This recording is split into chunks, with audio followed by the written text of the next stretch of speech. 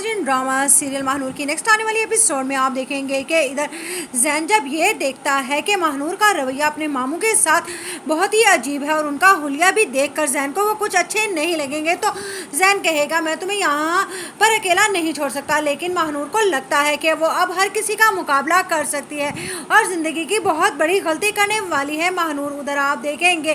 कि जब महविश से कहता है दानिश, मैं तुम्हें ढूंढ ढूंढ कर परेशान हो रहा था, तुम जानती हो कि मुझे कैसे ये ख्याल आया कि तुम यकीनन महानूर के पास आई होंगी। जिस पर महविश कहेगी मैं कोई बात नहीं करना चाहती, जिस पर दानिश कहेगा कि उसका पीछा छोड़ दो, वो तुम्हारी बहन है और जो कुछ भी माजी में हुआ है उसको भी भूल जाओ। जिस पर महविश कहेगी मैं ये सब कुछ बोलने वाली नहीं हूँ, मुझे डैड से हर बात का जवाब तो ज़रूर चाहिए। उधर आप देखेंगे कि अफराज कहता है मारिया से, जिस दिन अगर ये हकीकत वाकई ही हकीकत हुई कि ये सब कुछ महविश ने कराया है तो मैं उसे छोड़ूंगा नहीं, उसने हमारे पास आने वाली बरसों की खुशी को छीन लिया है। इधर आप देखेंगे कि जब कहती है ज़ैन की माँ कि तुम्हें मालूम है कि दिलावर मुझसे क्या बात करने आया है, तो उस पर कहता है ज़फ़र मैं नहीं जानता कि वो क्या चाहते हैं, लेकिन एक बात जो मेरे इल्म में आई है वो मैं आपको बताऊंगा तो आप भी हैरान रह जाएंगे। इधर आप देखेंगे कि आखिरकार दिलावर चला जाएगा ज़ैन के कहने पर महानूर को लेने,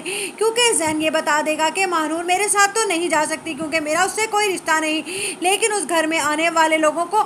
मुझे बहुत अजीब लग रहे हैं, इसीलिए अब आपको अपनी बेटी महानूर की हिफाजत करनी होगी। तो उस पर दिलावर के साथ जाने से भी इनकार कर देगी महानूर। लेकिन इधर उसका मामू तो सिर्फ और सिर्फ यही चाहता है कि जो रकम आज तक वो अपनी बहन पर खर्च कर चुका है या जो उसने महानूर के नाम पर किसी को बेचकर ली है वो महानूर को उसे लौटाकर